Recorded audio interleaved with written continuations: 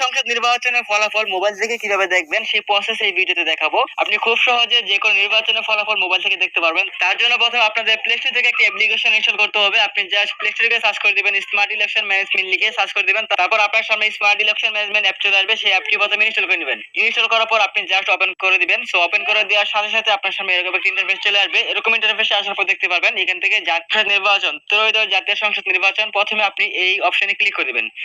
So click করার পর আপনার সামনে এরকম পেজ চলে আসবে। আপনি নির্বাচনের ফলাফল দেখার জন্য এখানে দেখেন পরবর্তী নির্বাচন সময় এই অপশনে ক্লিক করে দিবেন। সো এই অপশনে ক্লিক করার পর এখানে দেখতে পাবেন দ্বাদশ এবং একাদশ জাতীয় সংসদ নির্বাচনের ফলাফল।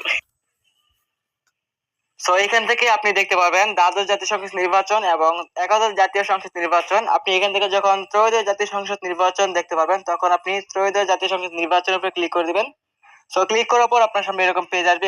আপনি এখান থেকে ত্রয়োদশ জাতীয় সংসদ নির্বাচনে ক্লিক করে দিবেন। আমি এখান থেকে দ্বাদশ জাতীয় সংসদ নির্বাচন দিয়ে আপনাদের দেখাচ্ছি। জাস্ট ক্লিক করে দিয়েছি। ক্লিক করে দেওয়ার সাথে সাথে দেখতে পারবেন আপনি যে আসনে নির্বাচনের ফলাফল দেখতে চাচ্ছেন সেই আসনের নির্বাচনের ফলাফল কিন্তু এখানে দেখতে পারবেন।